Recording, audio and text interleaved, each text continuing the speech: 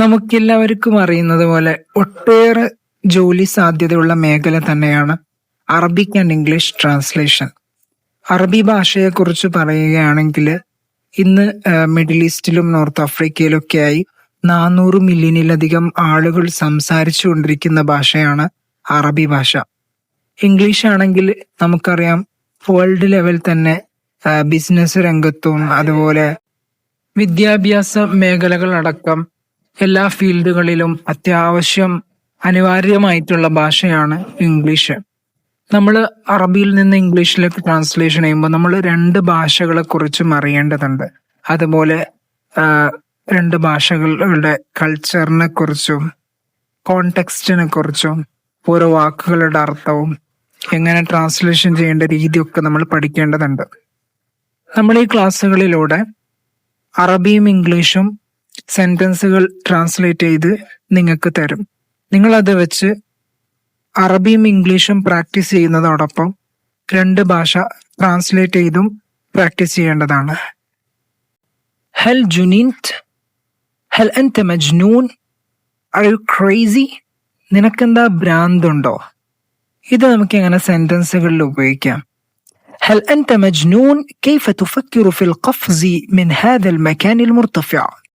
Are you crazy? How can you even think of jumping from such a high place? هل أنت مجنون? Are you crazy? നിനക്കെന്താ ഭ്രാന്താണോ? كيف تفكر في القفز من هذا المكان المرتفع? How can you even think of jumping from such a high place? ഇത്രയും ഉയരമുള്ള സ്ഥലത്ത് നിന്ന് ചാടുന്നതിനെ കുറിച്ച് നീ എങ്ങനെയാണ് ആലോചിക്കുക? നിനക്കെന്താണോ ഭ്രാന്താണോ? മജ്നൂൻ എന്ന് പറഞ്ഞാൽ നമുക്കറിയാം ക്രേസി, ഭ്രാന്ത് എന്നാണൊക്കെ. ഫക്കർ എന്ന് പറഞ്ഞാൽ തിങ്കിങ്, ചിന്തിക്കുക, ടു തിങ്ക്. ഖഫ്സ് എന്ന് പറഞ്ഞാൽ ജമ്പ്, ചാടുന്നതിനാണ് പറയാം. അൽ മക്കാനുൽ മുർത്തഫി എന്ന് പറഞ്ഞാൽ ഹൈ പ്ലേസ് എന്നർത്ഥം, നല്ല ഉയരമുള്ള സ്ഥലം. قلت له هل أنت مجنون؟ هذا القرار قد يدمر حياتك. I told him, are you crazy? That decision could ruin your life.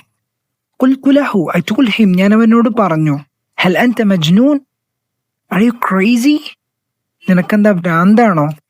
هذا القرار, that decision, നീ എടുത്ത തീരുമാനം, قد يدمر حياتك, could ruin your life, നിന്റെ ജീവിതത്തെ തന്നെ നശിപ്പിച്ചേക്കാം. അൽ ഖറാർ എന്നാൽ ഡിസിഷൻ, തീരുമാനം എന്നാണ് അർത്ഥം. അതുപോലെ യുദമ്മിറു എന്നാൽ എന്താണ്? റൂയിൻ, നശിപ്പിക്കുക എന്നർത്ഥം.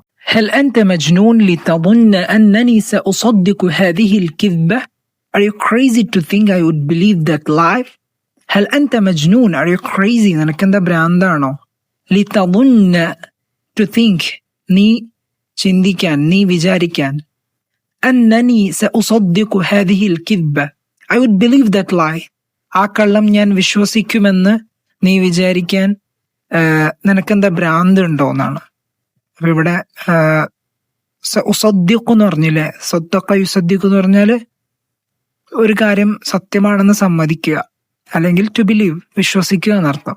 അൽ കിദ്ബ, ലൈ, കള്ളം. الجميع في الغرفة نظر إليه وقالوا هل أنت مجنون? Everyone in the room looked at him and said, are you crazy?